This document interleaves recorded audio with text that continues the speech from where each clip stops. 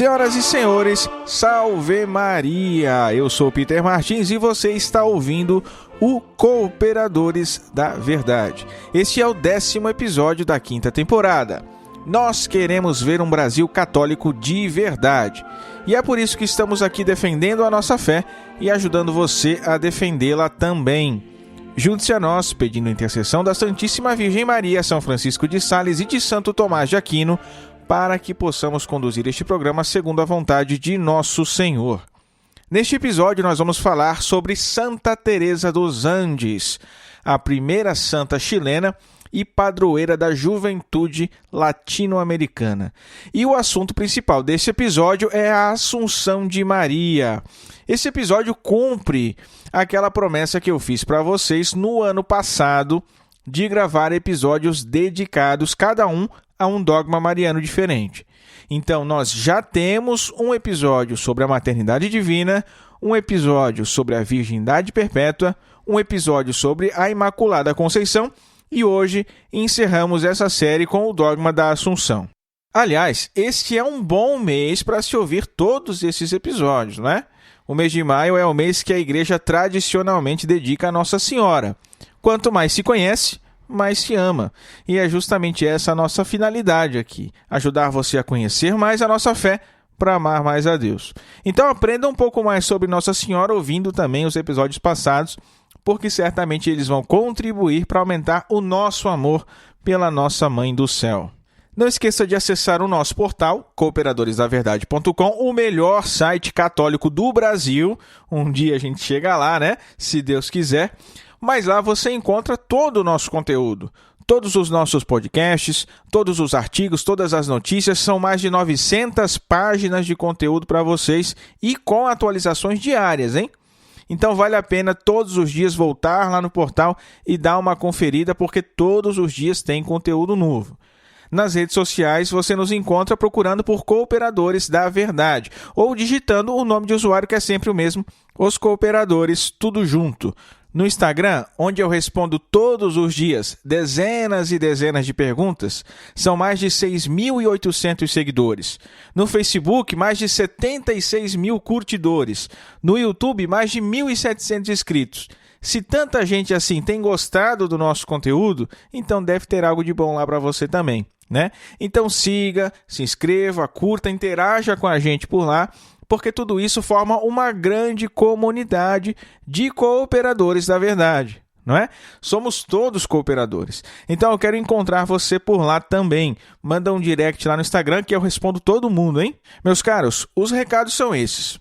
Então vamos começar logo esse episódio, porque hoje temos muito conteúdo para falar e o nosso cérebro vai fritar, hein?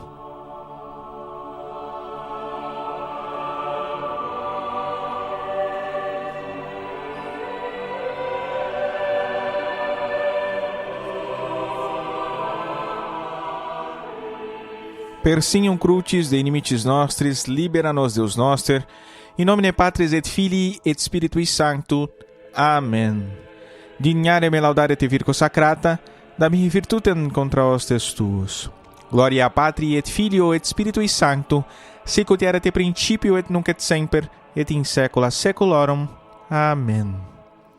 Concedei-me, ó Deus onipotente e misericordioso, ardentemente desejar, prudentemente descobrir, verazmente conhecer e perfeitamente realizar o que for do vosso agrado. Para louvor e glória do vosso nome, ordenai o meu estado de vida e dai-me saber, poder e querer o que me pedis que faça, e dai-me levá-lo a cabo como convém à salvação de minha alma. Fazei-me, ó Deus, humilde sem fingimento, alegre sem dissipação, grave sem depressão, maduro sem severidade, vivaz sem leviandade, veraz sem duplicidade, temente sem desespero, confiante sem presunção, casto sem corrupção, corrigir ao próximo sem indignação e edificá-lo por exemplo e palavra sem exageração, obediente sem contradição, paciente sem murmuração. Concedei-me, Dulcíssimo Deus, inteligência para conhecer-vos, diligência para buscar-vos, sabedoria para encontrar-vos, bondade para agradar-vos, perseverança para esperar-vos doce e fielmente, confiança para alcançar-vos felizmente. Fazei-me pela penitência suportar vossas penas, utilizar vossos benefícios nesta vida pela graça e, por fim, na pátria eterna, desfrutar de vossos gozos pela glória. Vós que com o Pai e o Espírito Santo viveis e reinais pelos séculos dos séculos. Amém. E continuamos reunidos em nome do Pai, e do Filho, e do Espírito Santo. Amém.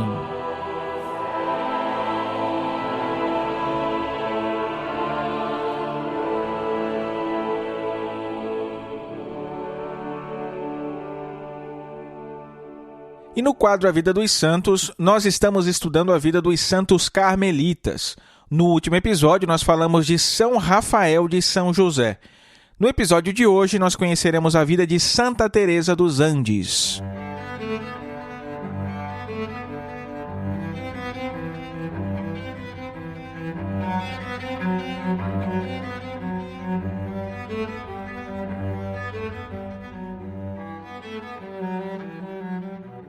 Santa Teresa dos Andes é padroeira dos jovens da América Latina. Ela se chamava Joana Fernandes Solar e nasceu em Santiago do Chile em 1900. Teve uma educação muito católica. Já aos 6 anos participava da Santa Missa quase todos os dias junto com a sua mãe. Quando fez 10 anos, em 1910, ela fez a sua tão esperada primeira comunhão. E a partir daí ela passou a comungar todos os dias. Passava longos momentos de oração num diálogo pessoal com o Jesus Eucarístico. A formação escolar da pequena Joana foi no Colégio das Irmãs Francesas do Sagrado Coração de Jesus. Quando tinha 14 anos, a jovem Joana começou a perceber os sinais da vocação à vida religiosa e iniciou o processo de discernimento interior que foi aprofundado cada vez mais junto com a superiora das Carmelitas Descalças. Aos 17 anos que ela decidiu se tornar carmelita. E aí, dando continuidade ao seu cuidadoso processo de discernimento, ingressou no convento dos Andes em 1919, com seus 19 anos completos. Foi no pequeno mosteiro do Espírito Santo em Los Andes, cerca de 90 quilômetros de Santiago. Foi lá que assumiu o nome de Teresa de Jesus. A sua vida no Carmelo foi muito breve. 11 meses depois, nem se havia completado um ano, ela veio a falecer. Teve febre tifoide. Foi uma doença muito violenta. A nossa jovem Teresa aí sofreu muito com isso. Ela recebeu os sacramentos da igreja e no dia 7 de abril de 1920 fez a sua profissão religiosa. Faltavam só 6 meses para emitir os seus votos religiosos, mas Nosso Senhor a chamou antes. Quando ela faleceu, então, ainda era noviça do Carmelo Descalço. Ela mesma tinha intuído que morreria jovem. Na verdade, o seu confessor disse que o próprio Jesus revelou isso a ela. Ela aceitou esse destino com alegria, com serenidade e muita confiança, certa de que na eternidade continuaria a sua missão de amar a Deus. Mas ela morreu tão jovem, Parece que não fez nada importante para ser considerada assim uma santa, padroeira dos jovens da América Latina. Acontece, meus caros, que ela fez aquilo que deveria ser feito, aquilo que realmente importa, aquela melhor parte. Viveu, creu e amou. Cristo foi o seu ideal, o seu único ideal. Isso desde pequena, Aos 15 anos, ela fez o seu voto de virgindade, consagrando-se inteiramente a Deus, consagrando a Deus a sua pureza. A sua vida no convento foi apenas o último degrau da sua ascensão à santidade. Foi aquela coroa, a cereja do bolo.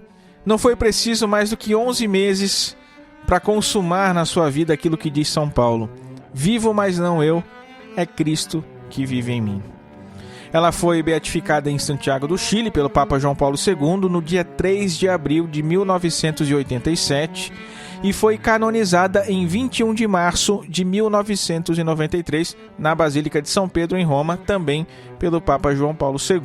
Santa Teresa de Jesus nos Andes, ou, de forma mais resumida, Santa Teresa dos Andes, é a primeira santa chilena, a primeira santa carmelita descalça fora da Europa e a quarta Santa Teresa do Carmelo. Antes dela nós tivemos aí Santa Teresa d'Ávila, Santa Teresa de Florença e Santa Teresa de Lisieux.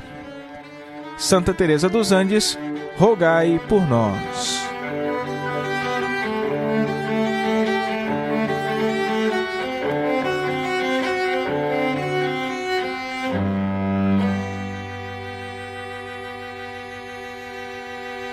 O Cooperadores Clube, graças a Deus, vem crescendo e hoje nós já somos 14 sócios, 14 cooperadores, colaboradores, apoiadores que ajudam este apostolado a se manter, que sustentam esse apostolado e contribuem para o seu crescimento.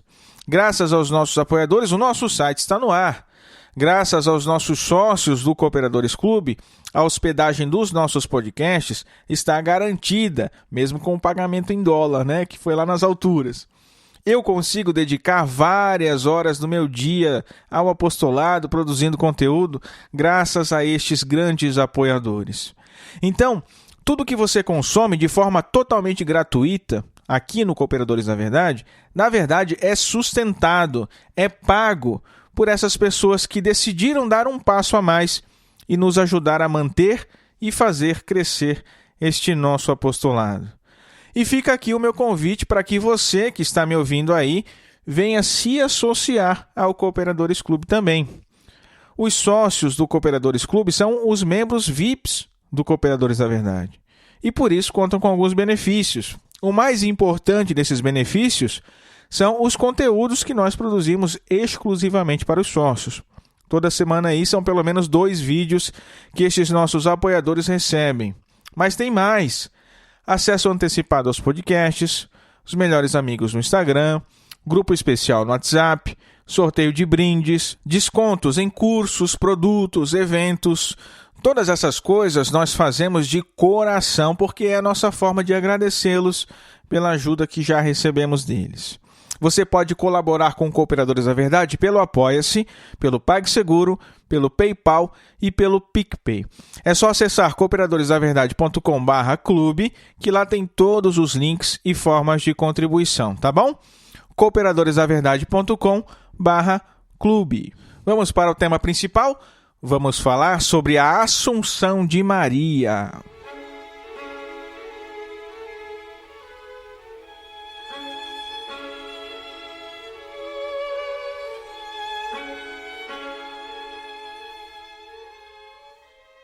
O dogma da Assunção de Nossa Senhora se refere a que a Mãe de Deus, ao fim da sua vida aqui na Terra, foi elevada em corpo e alma à glória celeste. Este dogma foi proclamado pelo Papa Pio XII no dia 1º de novembro de 1950 na Constituição Munificentissimus Deus. Em ordem cronológica, ele foi o 4º e último dogma proclamado a respeito de Nossa Senhora.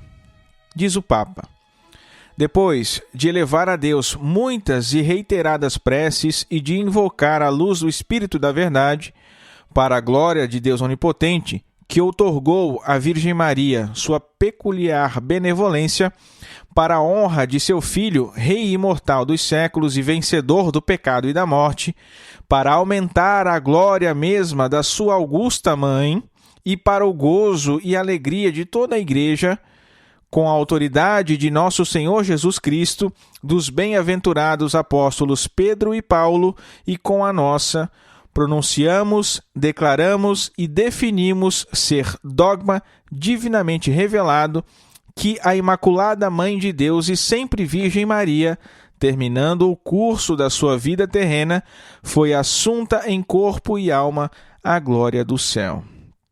Então, meus caros, essa é a fé da Igreja. Nós devemos crer em tudo que ela ensina. É como eu sempre costumo falar aqui, A quem é católico, cabe primeiro crer para depois entender.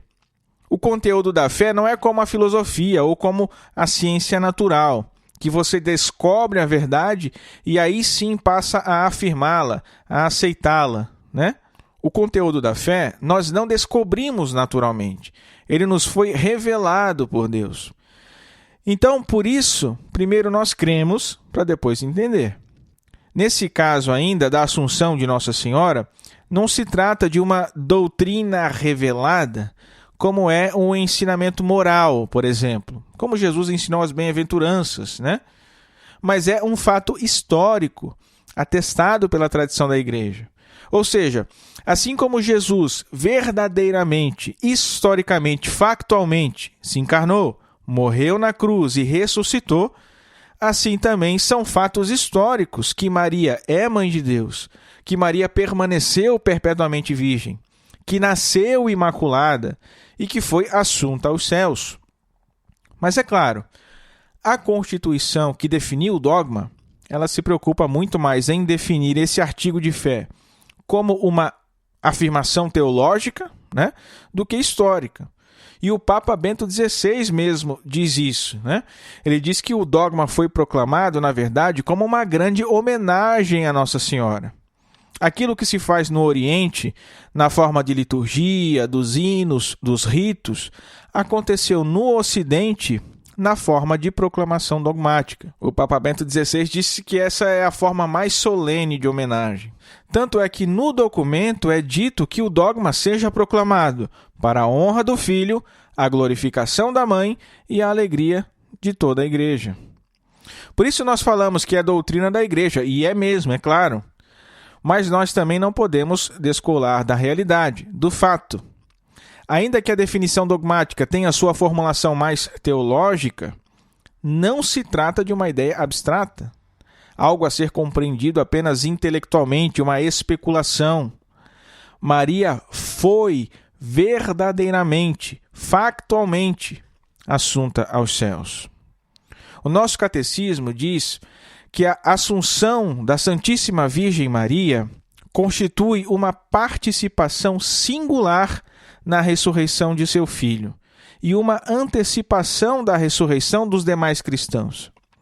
Isso quer dizer que a presença de Maria, ser humano como nós, elevada em corpo e alma à glória celeste, a presença de Maria já glorificada nos céus, é uma antecipação da nossa própria ressurreição. O Papa Bento XVI que dizia, no fato da Assunção de Maria aos céus, no dogma de fé da Assunção de Maria, nós vemos claramente refletido e anunciado o nosso destino.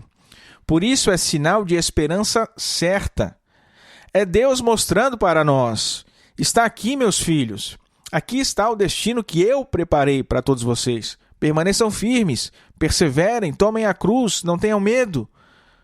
Maria assunta e glorificada no céu é a realidade que todos nós viveremos se formos salvos. É o nosso eu amanhã, compreendem?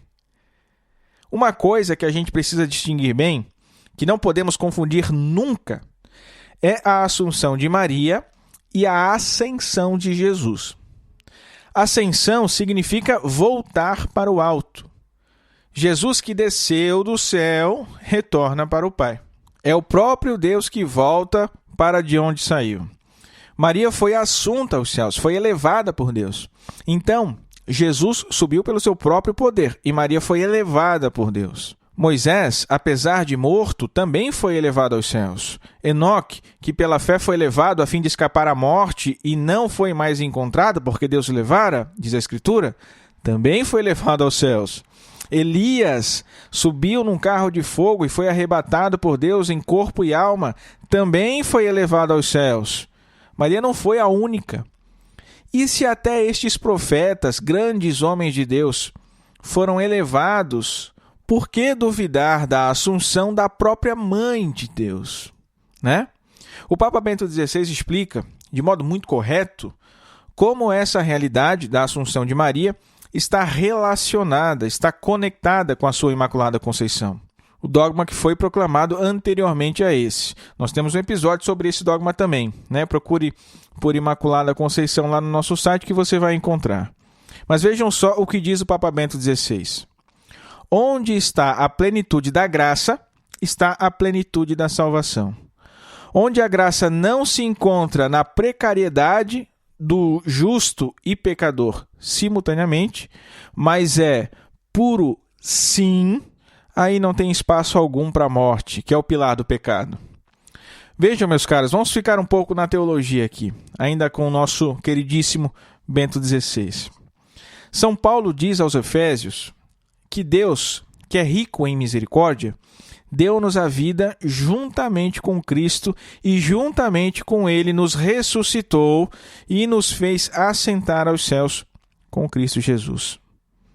Então, o batismo, que é quando nós somos enxertados no corpo místico de Cristo, que é a igreja, o batismo, que é o sacramento em que recebemos essa vida juntamente com Cristo, ele é a participação não apenas na ressurreição, mas também na ascensão de Jesus.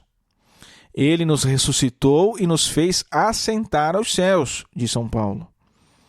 O batizado, enquanto batizado e na medida em que o é, quer dizer, na medida em que exerce a vida de fé recebida pelo batismo, ele já está agora inserido na ascensão do Senhor e vive aquela vida oculta, que é, na verdade, a vida verdadeira, né? E que diz São Paulo também aos Colossenses agora: vós morrestes e a vossa vida está oculta com Cristo em Deus. Em Maria, diz o Papa Bento XVI, caramba, já comecei com os dois pés aqui, né? Cérebro derretendo, né? Escorrendo pelo nariz agora, mas vamos lá. Em Maria, com a sua assunção em corpo e alma na glória celeste, toda essa compreensão teológica perde aquele caráter meramente especulativo. Vocês estão entendendo? Às vezes até arbitrário. Em Maria, que deu a luz ao Senhor, em Maria, que a fé era ilimitada, conforme diz São Lucas, bem-aventurada és tu que creste, pois se hão de cumprir as coisas que da parte do Senhor te foram ditas. Em Maria, toda a essência do batismo se realiza e por isso mesmo a própria morte é engolida pela vitória de Cristo. Em Maria nós vemos um exemplo já não mais especulativo, arbitrário, mas real e concreto da fusão do que nos diz São Lucas, bem-aventurada és tu que creste, com o que diz São Paulo, juntamente com ele nos ressuscitou e nos fez assentar aos céus. Nossa Senhora, que sempre foi vista pela tradição teológica da Igreja como aquela que é inteiramente batizada, aquela em que tudo é graça, é plena da graça, ela é a certeza da salvação da Igreja de Cristo. Não apenas mais como uma promessa a se cumprir, mas como uma realidade pessoal, personificada, corporal. Em Maria nós vemos a Igreja já redimida. Os últimos anos de Maria na Terra, desde o Pentecostes até a sua Assunção, eles ficaram envolvidos aí por uma certa neblina. A Escritura se cala, a tradição, no seu início, os escritos dos primeiros cristãos, os santos padres, nós encontramos somente alguns ecos, algo distante, mas que são sementes importantes, né, para o conhecimento posterior. A vida de Nossa Senhora mesmo foi um tanto calada, né? O que nós sabemos é que, é certo que, sem dúvida, ela viveu junto com São João, porque foi o próprio Cristo na cruz que a confiou aos seus cuidados. São João, depois de Pentecostes, morou em Jerusalém. Nós sempre o encontramos ali com São Pedro. Na época da viagem de São Paulo, na véspera do Concílio de Jerusalém, ali pelos anos 50, João aparece entre as duas colunas da igreja. Mas se Maria estivesse ao seu lado, sob seus cuidados, deveria ter algo aí em torno de 70 anos. Mas Maria, muito provavelmente, naquela época, já estava no céu. Já tinha sido assunta por Deus para a glória celestial. Percebam, meus caros, que quando o Papa Pio XII declarou o dogma em 1950, ele deixou uma ponta solta, um assunto aberto, um problema para resolver. Ele não quis falar se Nossa Senhora morreu e imediatamente depois ressuscitou e foi assunta aos céus, ou se ela foi diretamente ao céu sem passar pela morte, foi arrebatada, né? Apesar de costumeiramente a gente não usar muito essa palavra. Como essa questão não foi definida no dogma, a discussão permanece aberta. Quer dizer, os católicos, os estudiosos, podem debater, podem apresentar suas versões, suas opiniões, num confronto de ideias em busca da verdade, com muita tranquilidade, com muita serenidade e sem problema algum. Então, nessa discussão, nós encontramos uma corrente que é predominante, que crê que Maria também morreu. Mas da mesma forma que Cristo, né? Ou seja, a sua morte não foi um tributo ao pecado, porque o salário do pecado é a morte, mas ela era imaculada, não tinha pecado. Então, por que ela teria morrido?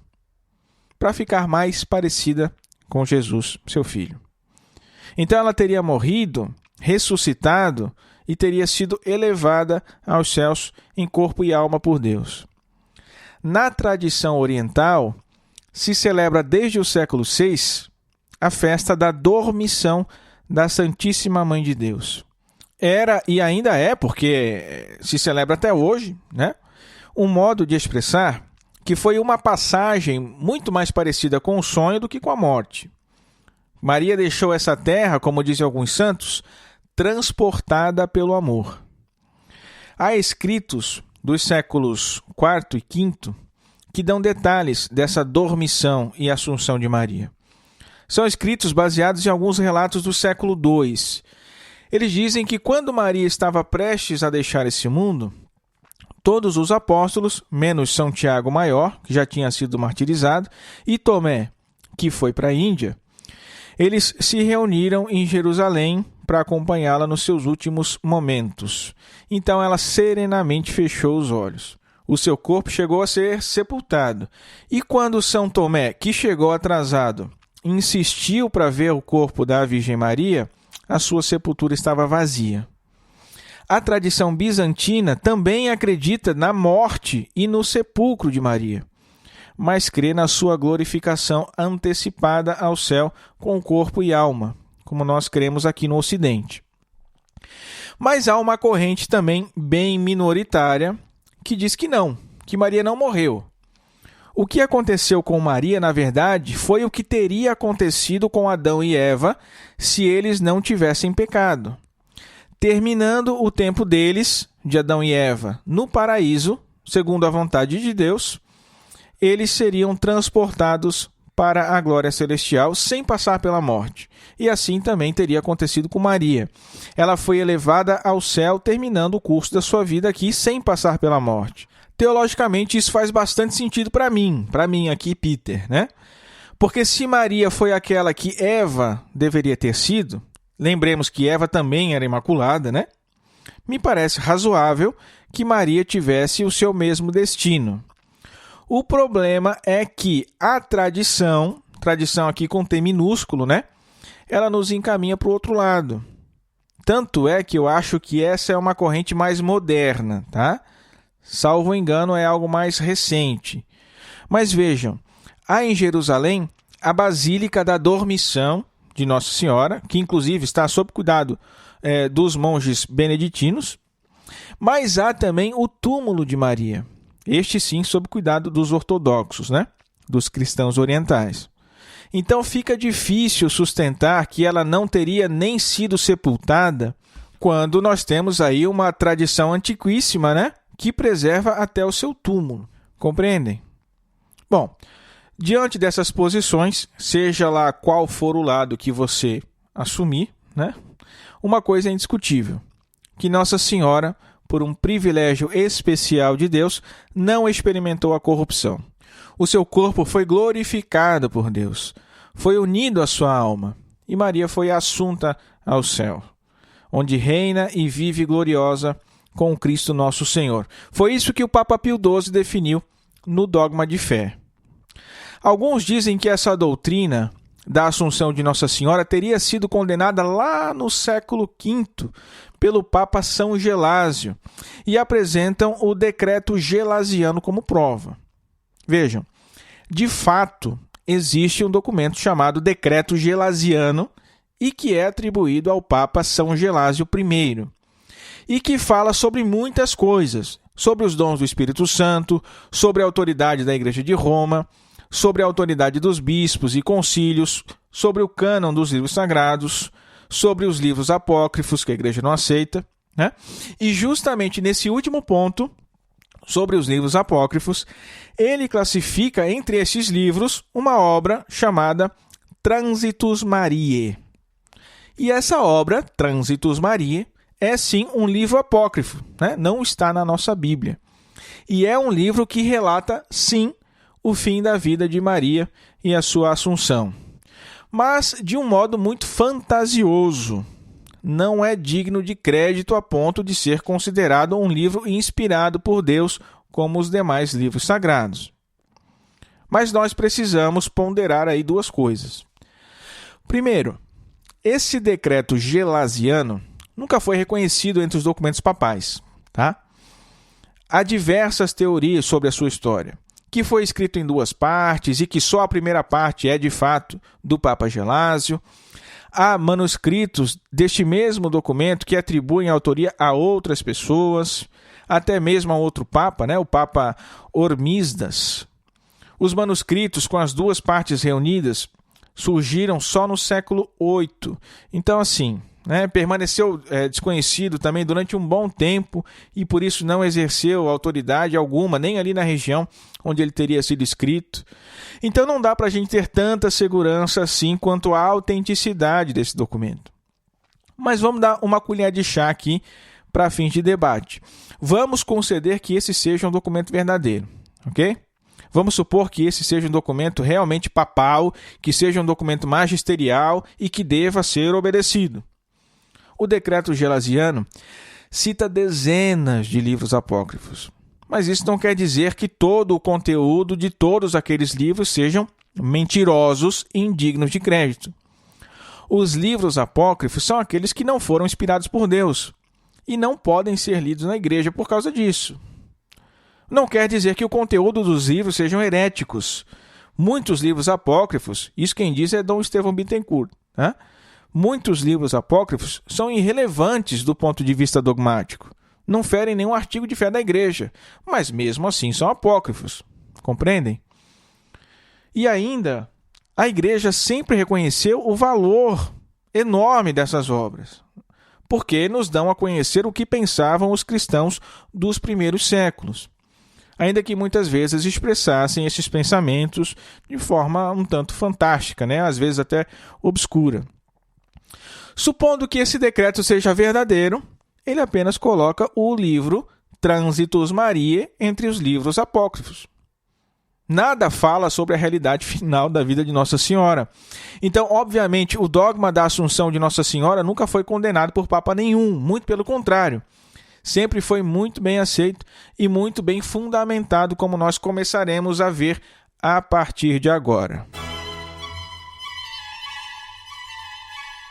No livro de Gênesis é narrada a primeira assunção de uma pessoa à glória celestial, Enoque, um servo de Deus. Após o nascimento de Matusalém, diz a Escritura, Enoque andou com Deus durante 300 anos e gerou filhos e filhas. Enoque andou com Deus e desapareceu porque Deus o levou. Este episódio de Enoque aparece também ainda no Antigo Testamento, no livro de Eclesiástico.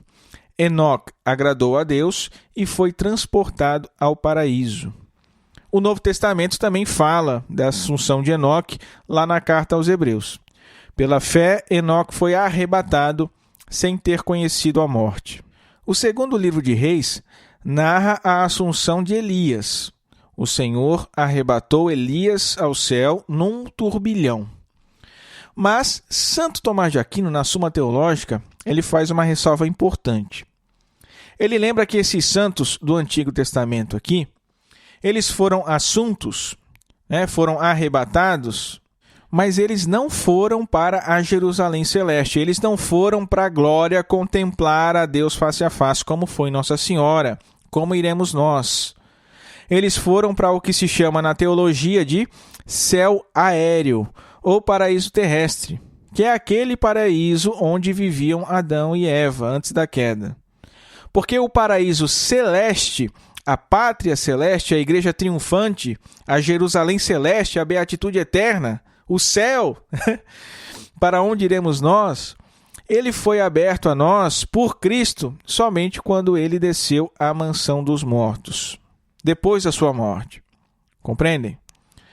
Mas enfim, ainda que haja diferença quanto ao local para onde foram, a coincidência entre Maria e os santos do Antigo Testamento permanece no fato de que todos estes, assim como Maria, foram assuntos, foram arrebatados, transladados, né?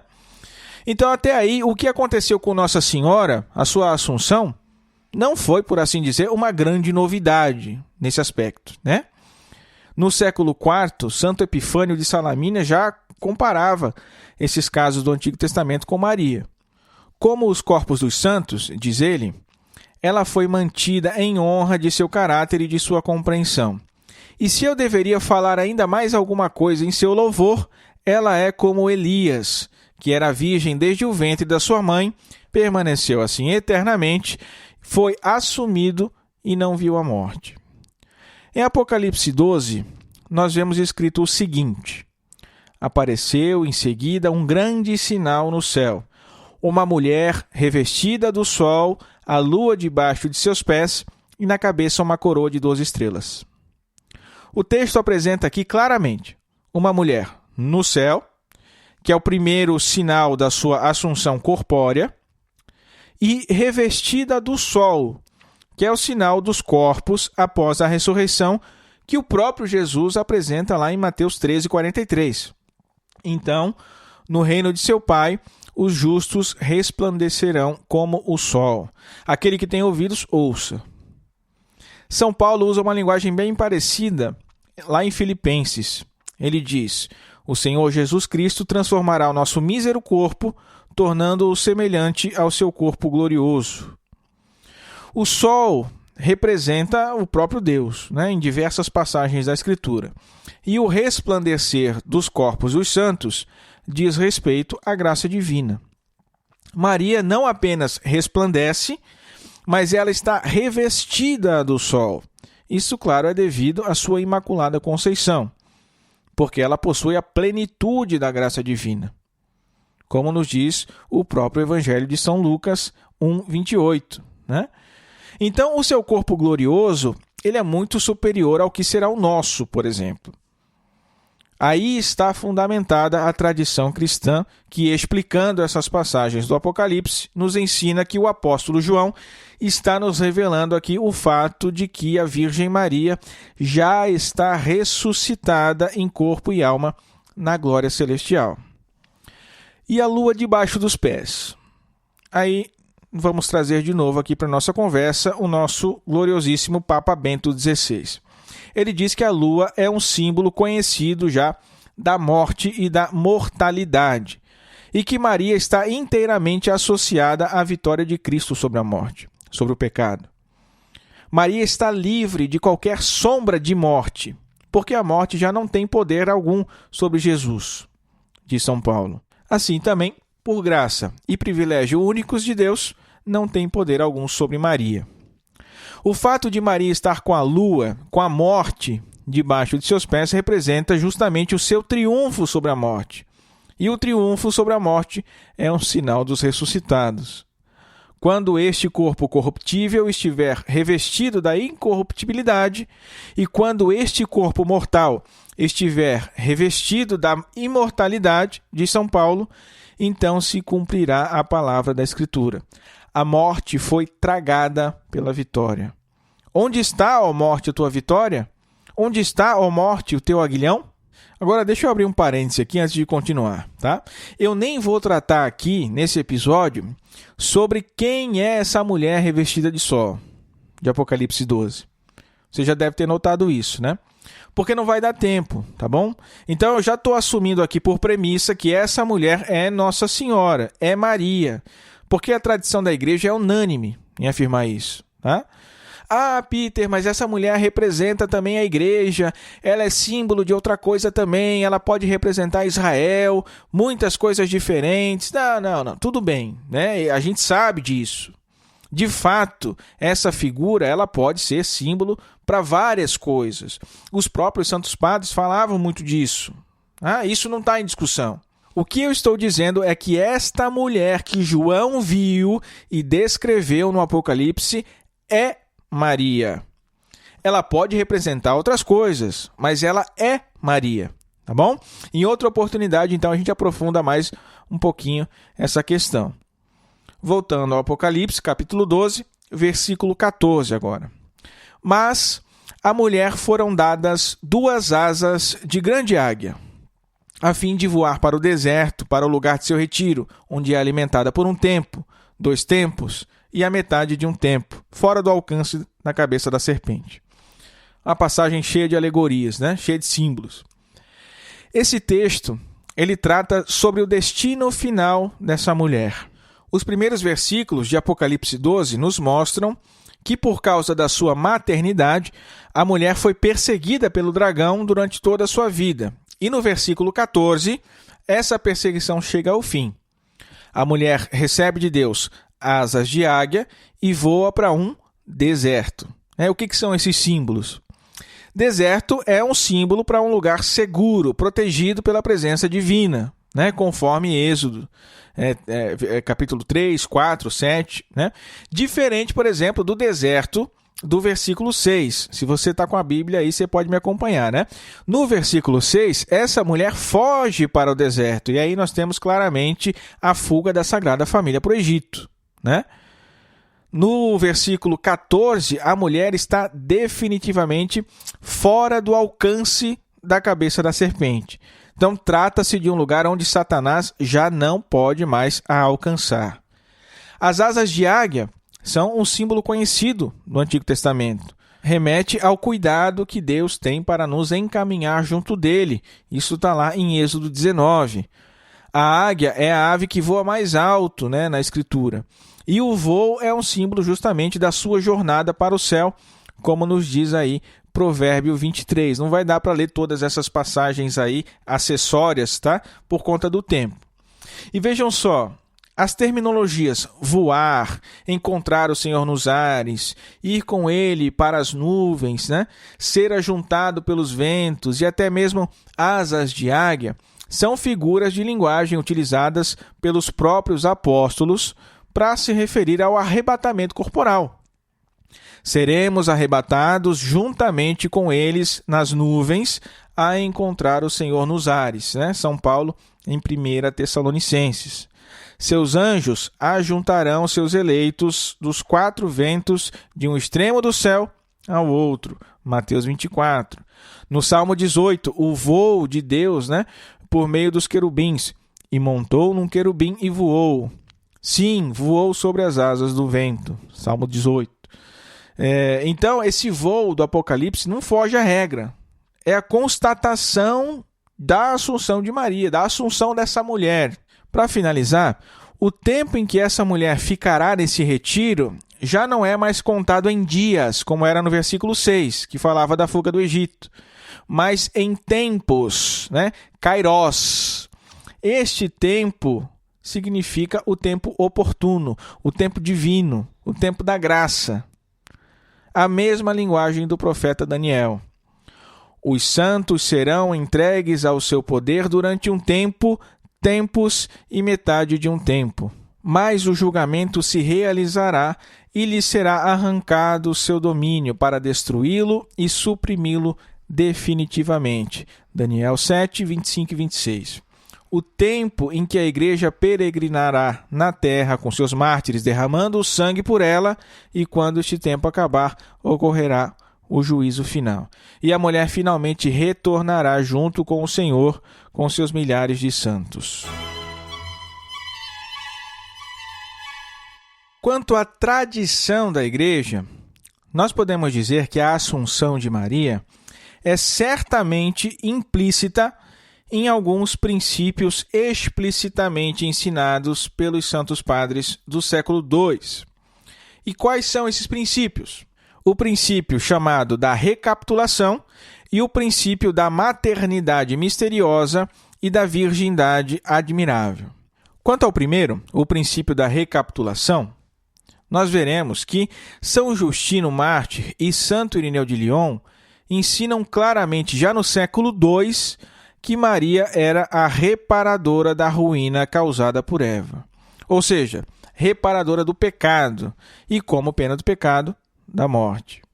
E por isso não podia ser sujeita àquela mesma ruína da qual ela, com Cristo, nos deveria libertar. Claro. Quem nos salva é Cristo. Quem repara em sentido estrito o pecado de Adão e Eva é Cristo. Mas Maria é um instrumento, né? É a causa instrumental, numa linguagem mais tomista. Claro que São Justino e Santo Irineu não falavam com essa linguagem, mas o princípio está aí claramente, né? E claro, ela é vista aqui como reparadora no pecado, no sentido que ela toma a atitude contrária à de Eva, né? Quer dizer, Eva tinha a oportunidade de aceitar a Deus diante do pecado e escolheu o pecado, escolheu negar a Deus. Né? Maria tinha a oportunidade de negar a Deus diante da sua oferta divina e aceitou a Deus. Né? Então, nesse sentido, a gente precisa esclarecer. Depois nós temos o princípio da maternidade misteriosa e da virgindade admirável. Esses termos são do grande estudioso Gabriel Rochini, tá? Padre servita que faleceu em Roma em 1977. Não são meus, tá? Não estou inventando nada aqui, não. No século II, isso já era ensinado por Santo Inácio de Antioquia e também por São Justino e Santo Irineu. Tá? O corpo de Maria, consagrado com mistérios tão elevados, tão transcendentes, gerar na carne o Filho de Deus, não podia estar sujeito à decomposição da morte. Se Maria foi preservada até mesmo da corrupção do parto, né? Isso eu expliquei lá no episódio da virgindade perpétua, é claro que ela seria preservada também da corrupção da morte. Tá? Faz todo sentido teológico. Além dessa tradição implícita, pode-se falar também com muita probabilidade, não com certeza, tá? Não com certeza, mas com muita probabilidade de uma tradição explícita que remonta aí o tempo dos apóstolos, que é justamente aquele texto apócrifo Transitus Mariae, que eu comentei alguns minutos atrás, que foi condenado pelo suposto decreto gelasiano. Esse texto ele é um pseudoepígrafo, né, quando a autoria é falsamente atribuída. Nesse caso, falsamente atribuída ao Melitão de Sardes, né, no século IV. E por esse texto nós ficamos sabendo de um tal de Leucio Carino, do século II, que afirmava ter convivido com os apóstolos, que relata a Assunção de Maria. E o padre Gabriel Rochini, o italiano, diz que todas as lendas que foram criadas depois acerca do tema são amplificações dessa mesma obra, são caricaturas desse relato primitivo. Né? Claro, vejam só, Leucio Carino era um herege, era agnóstico. Sua obra estava cheia de erro, cheia de heresia, né? O decreto gelasiano chama ele de discípulo do diabo, inclusive. Mas o que no século IV o Melitão de Sardes fez? Bom, vamos pegar essa obra aqui desse herege maluco, Leucio Carino, e vamos fazer uma limpeza. Vamos expurgar os erros para ver o que sobra de bom. Né? E ele descobriu que, na essência da obra, a razão fundamental da incorruptibilidade de Maria, da glorificação do seu corpo, da sua assunção, é justamente a sua virgindade perpétua. Isso não é um erro, isso não é uma heresia, isso não é fantasia. O testemunho dos inimigos, de fato, são mais eficazes, dizia aí o Melitão, citando São Basílio Magno. Quer dizer, quando até os seus inimigos testemunham em seu favor, né? Então tem algo aí. E o próprio Melitão de Sardes descreve, então, a Assunção de Maria baseado na obra do Leucio Carino. Os apóstolos colocaram-no na sepultura e, depois de pouco tempo, diante daqueles que estavam presentes, o corpo torna-se invisível aos seus olhos. São Cirilo de Jerusalém, lá no século IV também, ele testemunha uma visão que ele mesmo teve da Virgem Maria. Seria uma revelação privada, então, né? Onde Nossa Senhora disse a ele que Jesus lhe avisou que ele a elevaria. Esse relato de São Cirilo, ele encontra um certo paralelo com aquela obra Transitus Mariae, do herege Leucio. Né? Até o século II, basicamente, é isso aí que nós temos. Tá? No século III, aqueles princípios que eu citei, o princípio da recapitulação e o princípio da maternidade misteriosa, da virgindade admirável, eles continuavam sendo ensinados por Tertuliano, Orígenes, São Gregório Taumaturgo, Santo Hipólito.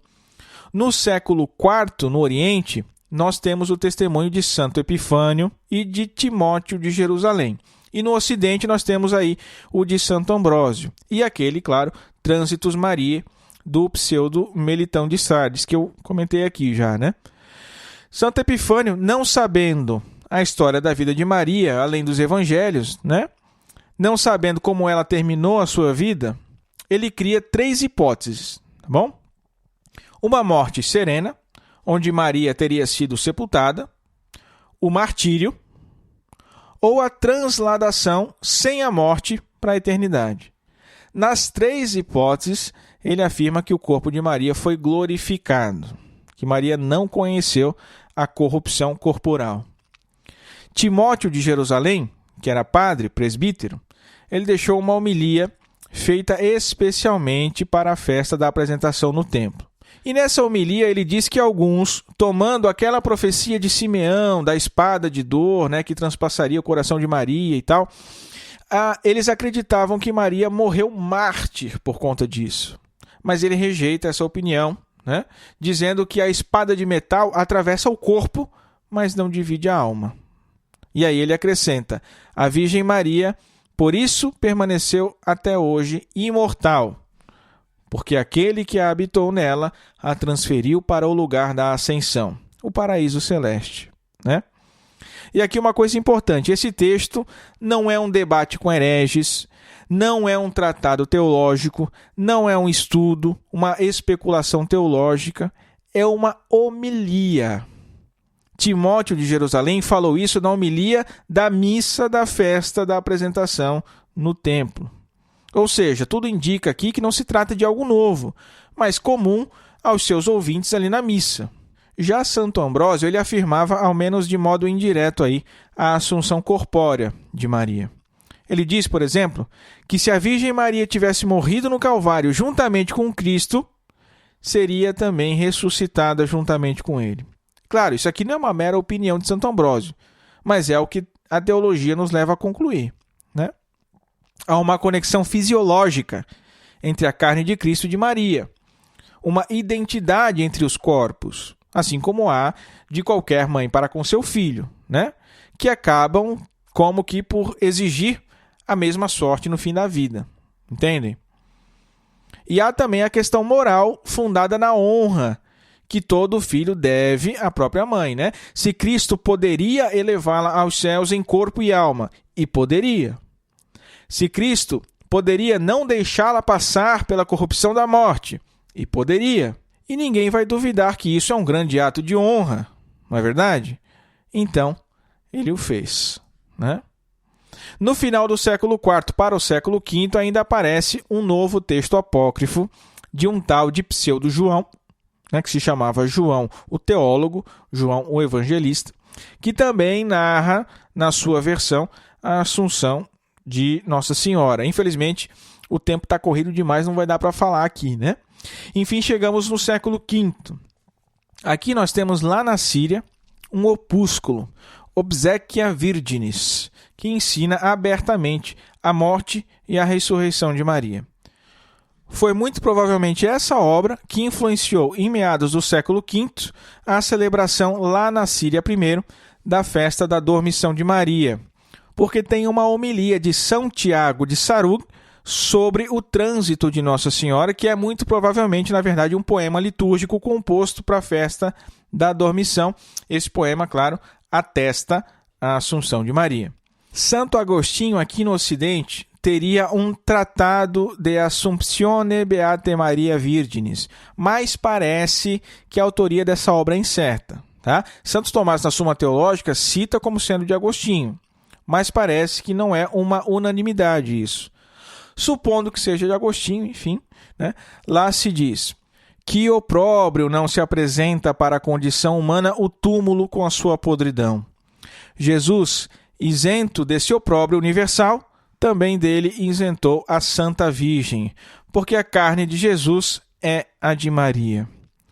Então eu quis destacar aqui até o século V, tá? Porque depois disso aí a coisa vai se difundindo, a especulação teológica vai ganhando forma, a compreensão doutrinária vai se desenvolvendo, as festas em homenagem à Dormição e à Assunção de Maria, né, aqui no Ocidente, vão se espalhando. Não quer dizer, a coisa vai ficando mais clara, né? Com São Gregório de Tours, São Germano de Constantinopla, São João Damasceno, né? Enfim. Então, meus caros, está tudo aí, né? O que nós católicos cremos sobre a Assunção de Nossa Senhora, o que ainda está em debate, os fundamentos da Escritura e os relatos da história e da tradição da Igreja.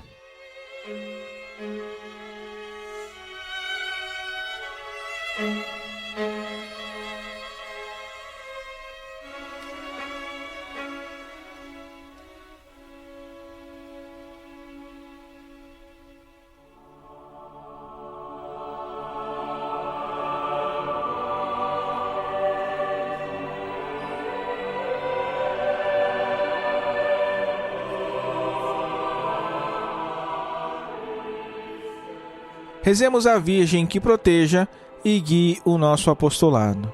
Subtum presidium confugimus sancta Dei genitrix. Nostras deprecationes ne despicias in necessitatibus nostris. Sed periculis cunctis libera nos semper. Virgo gloriosa et benedicta. Amém.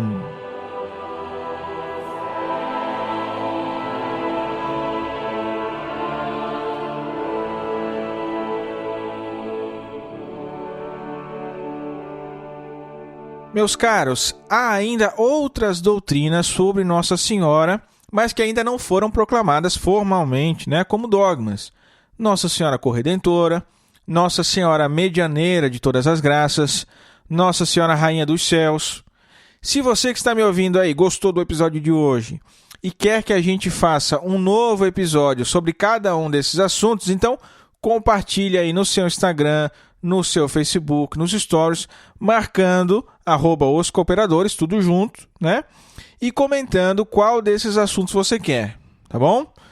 Então, você vai postar lá esse episódio, né? Um print da sua tela, seja lá o que for, que você está ouvindo, marcar @oscooperadores e escrever. Gravem também sobre a Corredentora, gravem sobre Nossa Senhora Medianeira, Nossa Senhora Rainha dos Céus, né? Aquilo que você quiser, tá bom?